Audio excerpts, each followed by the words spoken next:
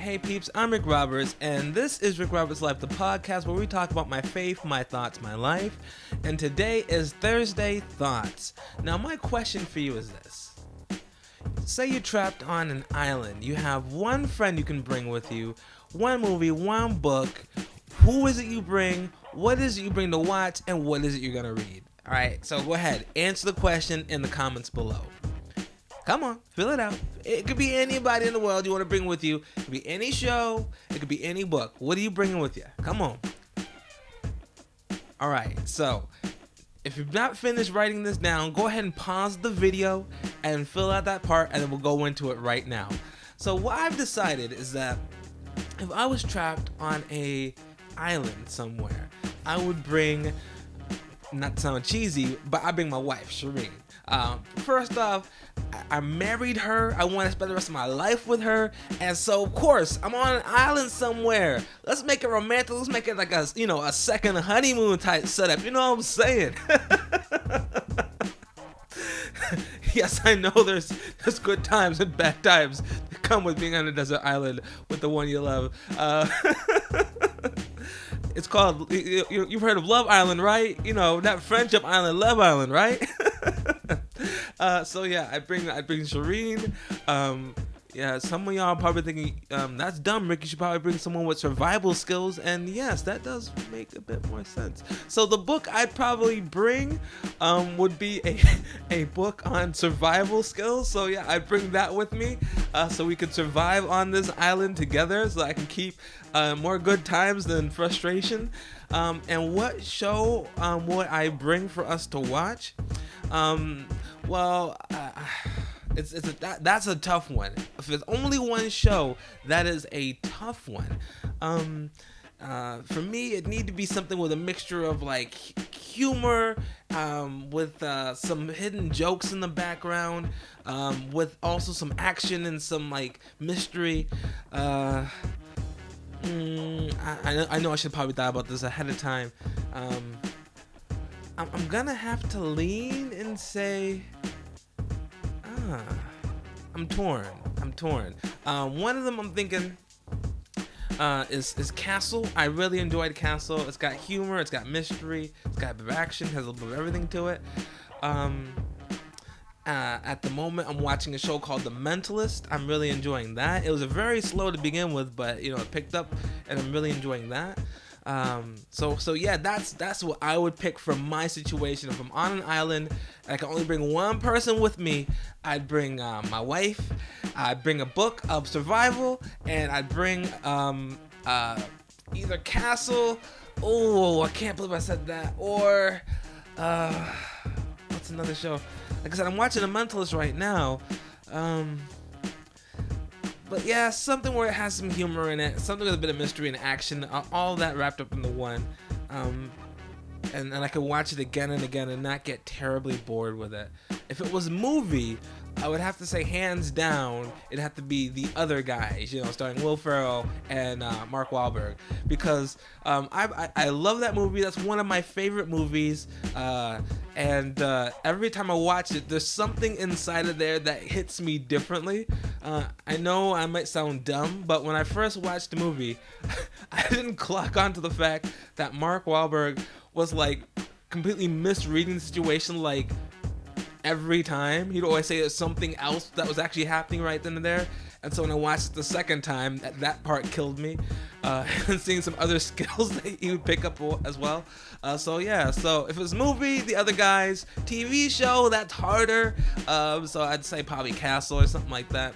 Castle or The Mentalist, maybe not The Mentalist. But yeah, so that's my situation. So I bring it to you. And the reason why I bring it to you is because we have been on lockdown. And before we went into lockdown, we were all saying, you're stuck on a desert island. What book you gonna read? What show you gonna watch? What movie would you watch?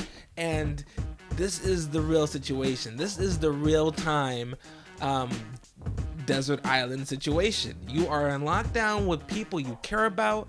If you don't have your family with you, I understand you might be isolated and locked down by yourself.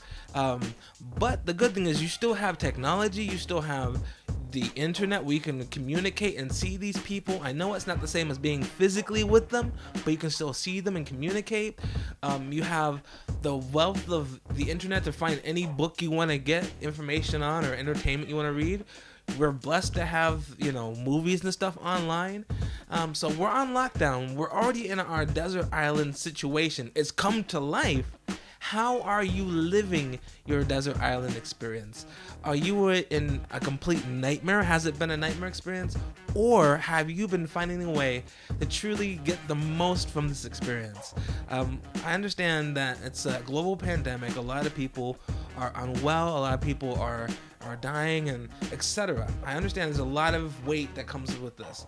But since we're here, what are we going to do to make the best of the situation? What are we going to do to get the richness out of this? And how we choose to view this situation is going to be how we live the rest of our lives. Because bad times comes to everybody. It's unfortunate, but in this life, you cannot escape without bad things happening to you. And there's no reason why we can't try to find a way to make good out of the bad. In my soul movement seminars, we were talking about happiness, and there's something called synthetic happiness. It's when life doesn't go the way that you wanted it to, but you still choose to own the good inside of that bad situation. Even though it didn't go your way, you found a reason to be happy and to put your mindset and choose joy in spite of the fact that it didn't go your way. And that's what I want to encourage you to do, is to continue to build a mindset of joy, build a mindset and a lifestyle of happiness, because unfortunately life doesn't go our way. And when it doesn't go our way, how we choose to respond, how we choose to shine in that moment, says a lot about our character and how we have been developing ourselves through our life. And so if you found that up until this point, life has been, heavy, has been depressing, has been miserable, the good news is you can choose today to change your mind and to have a fulfilling and rich experience out of life by choosing joy instead of being depressed. That's what I want to encourage you to do today, is choose joy. Find something to be grateful for. If you found that the people you are on lockdown with has been driving you nuts, if you find that you have been away from people and that's driving you nuts, find a reason to be grateful. Find a reason to be thankful and to give gratitude. As you do that, your life will change. That's just how it works. With synthetic happiness, as you choose to own the good, in spite of it not going your way, your brain literally reprograms itself to be able to find happiness. But if you're just saying it and you don't really believe it and you don't really own that, your brain knows that you're lying to the outside world. They may buy what you're selling, but that's not real, so we ain't accepting that. And so that's what I'm saying. You need to say, yeah, I'm on furlough. Yeah, I'm not well. Yeah, these people are stressing me out. This, that, and the other thing. But even though that's happening, at least I have a roof over my head. At least I have my loved ones with me. At least I know my loved ones are safe somewhere else. At least I know that tomorrow can be a different day. At least, and whenever something bad comes to your mind, say, at least I have. At least this can happen. Believe the good, and your life and your mind can change. But it takes work. I know, it sounds easy. It's simple, but it ain't easy.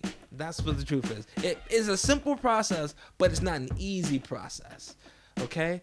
And so I'm encouraging you to find joy, choose good over evil, choose happiness over sadness, and choose to think positive. I'm not saying be naive. No, we're not saying be naive. What we're saying is choose to be positive, and you will find that your life will turn itself around.